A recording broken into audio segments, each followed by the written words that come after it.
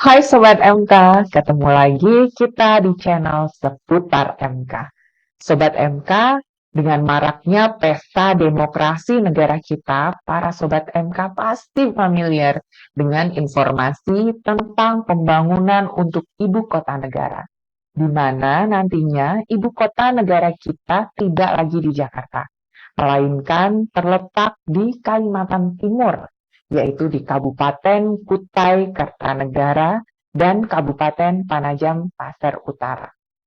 Pembangunan ibu kota baru Indonesia memang merupakan gebrakan Presiden Joko Widodo di tahun 2019 dan ditargetkan pada tahun 2024 ini bangunan Istana Negara akan menjadi salah satu kantor pemerintahan yang pertama kali pindah ke IKN. Ada 4 kementerian lainnya yang juga akan pindah, yaitu Kementerian Dalam Negeri, Kementerian Luar Negeri, kemudian Kementerian Pertahanan, dan Kementerian Kesekretariatan Negara.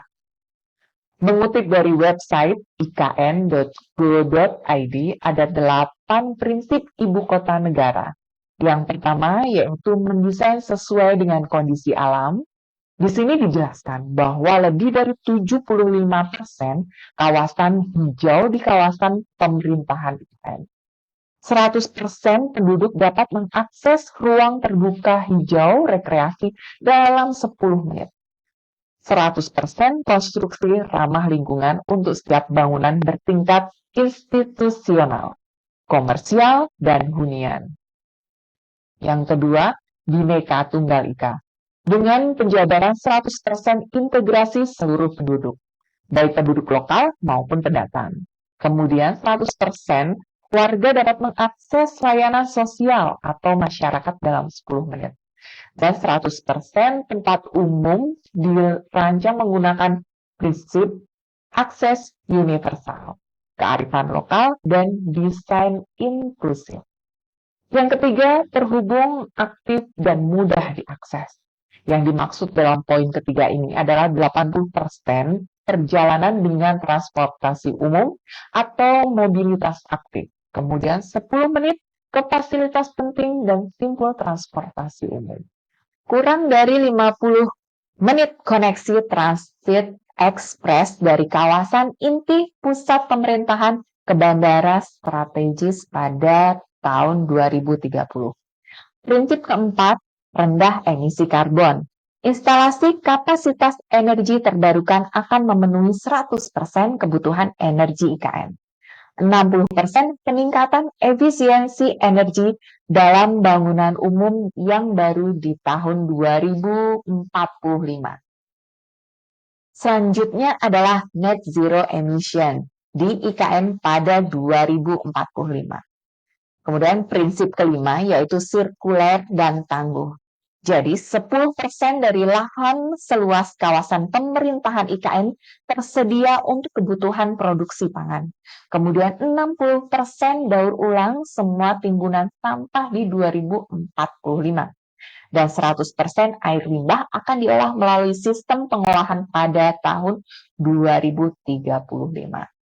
Prinsip keenam yaitu aman dan terjangkau.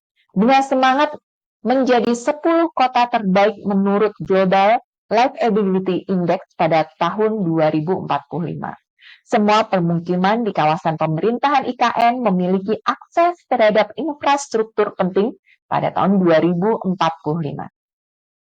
Perumahan yang adil dengan perbandingan 1:6 untuk jenis perumahan mewah, menengah, dan sederhana. Selanjutnya adalah prinsip ketujuh, yaitu kenyamanan dan efisiensi melalui teknologi.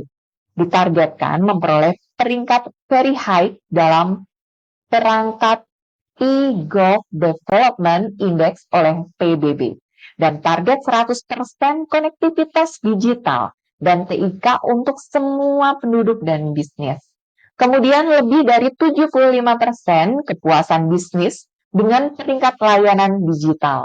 Dan prinsip yang ke-8 yaitu peluang ekonomi untuk semua.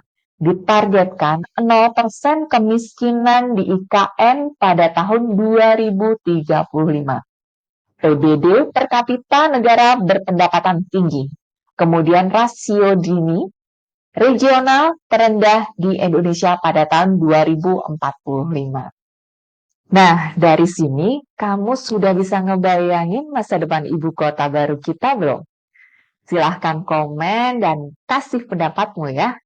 Bersama kita, semangat terus menambah wawasan konstruksimu. Bye-bye!